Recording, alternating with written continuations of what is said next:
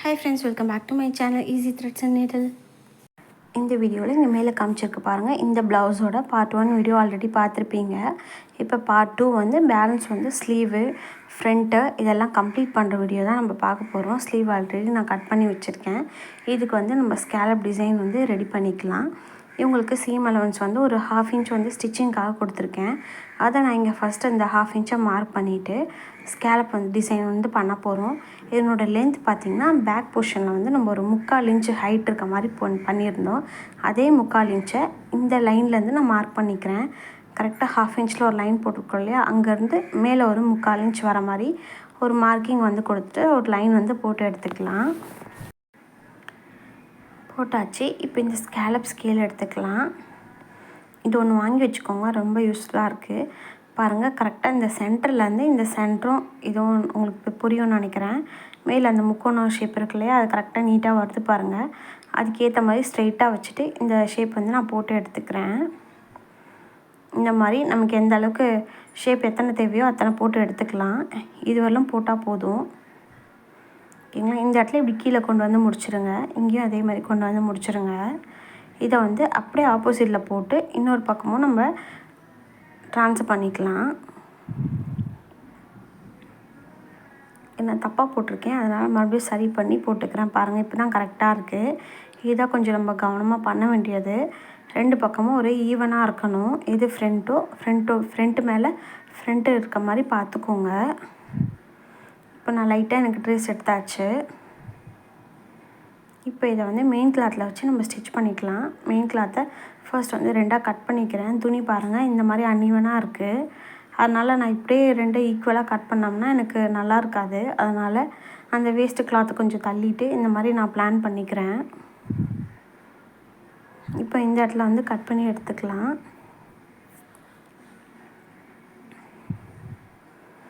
இப்போ ஒரு கிளாத் மட்டும் இங்கே வச்சுட்டு ஃபர்ஸ்ட் வந்து இந்த ஸ்கேலப் டிசைன் மேலேயே ஸ்டிச் பண்ணிகிட்டே வரப்போகிறேன்.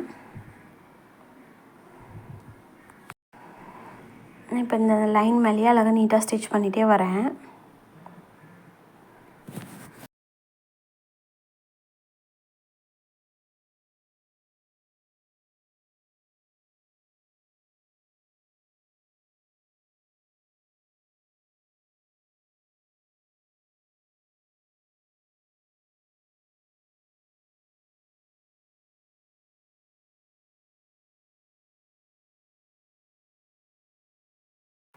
ஃபுல்லாக போட்டு முடித்ததும் துணி இந்த மாதிரி இப்படி டபுளாக ஃபோல்டு பண்ணிங்கன்னா இந்த கார்னரில் உள்ளதை அழகாக நீட்டாக கட் பண்ணிக்கலாம். எனக்கு இங்கே கீழே ரொம்ப கிளாத் அதிகமாக இருக்குது, அதனால் நான் அதை கட் பண்ணி விட்டுட்டு இப்போ இந்த மாதிரி கட் பண்ணிக்கிறேன். கர்வ் வர இடத்துலலாம் அர்காட் போட்டுட்டு இது அப்படியே பேக்கில் அழகாக நீட்டாக டர்ன் பண்ணி எடுத்துக்கலாம். இது வந்து வெறும் துணி இது தான் இருக்குது, இதில் வந்து பேப்பர் கேன்வாஸ் இல்லை. அதனால் இதில் ஒரு பின் குத்திக்கோங்க. பாருங்கள், நான் ஃபுல்லாக பின் குத்தி ரெடி பண்ணி வச்சுருக்கேன். இந்த அப்படியே ஸ்டிச் பண்ணி எடுக்க போகிறேன். இந்த கார்னர்லேயே நம்ம ஸ்டிச் பண்ணணும்.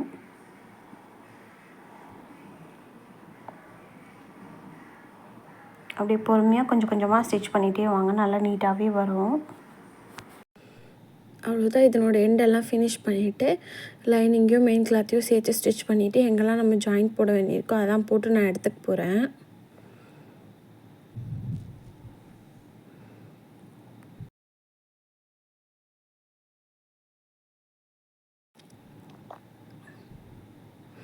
இப்போ வந்து பேக்கும் ஃப்ரண்ட்டும் ஷோல்டர் வந்து ஜாயின் பண்ணி வச்சுருக்கேன்.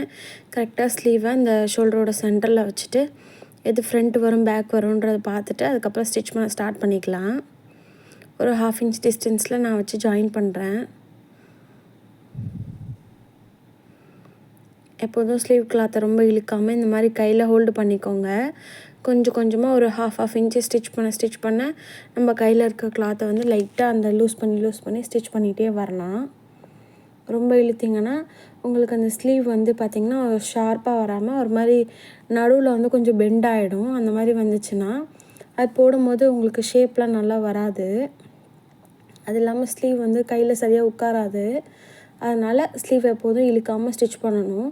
பாடி போர்ஷனை வேணால் லைட்டாக நீங்கள் இழுத்துக்கலாம். லைட்டாக ஒரு பாயிண்ட் அளவுக்கு வேணால் கொஞ்சம் இழுத்துக்கலாம். மற்றபடி ஸ்லீவ் எப்போதும் இழுக்காமல் லூஸ் விட்டே ஸ்டிச் பண்ணணும். அப்போ தான் ஃபினிஷிங் நல்லா நீட்டாக வரும். இப்போ ஒரு பக்கம் முடிச்சுட்டு இன்னொரு பக்கமும் நான் ஸ்டிச் பண்ணிக்கிறேன்.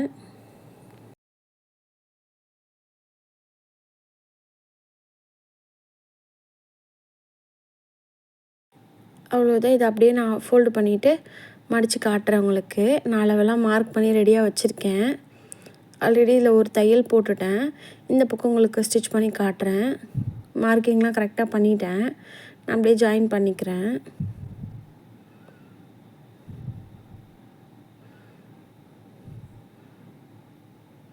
இப்போ இந்த பின்னெல்லாம் ரிமூவ் பண்ணிவிட்டு இன்னொரு பக்கமும் நான் இதே மாதிரி ஸ்டிச் பண்ணி எடுத்துக்கிறேன்.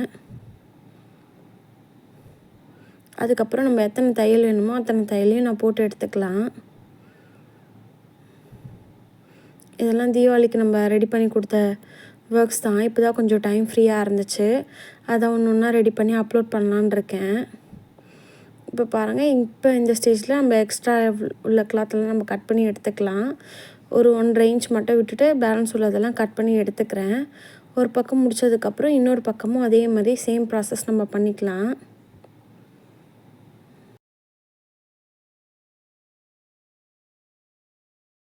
நான் மோஸ்ட்டாக 4 தையல் போடுவேன். அந்த 4 தையலையும் போட்டு எடுத்துக்கிட்டேன். இந்த சைடும் எக்ஸ்ட்ரா உள்ளதை அப்படியே கட் பண்ணி எடுத்துடலாம்.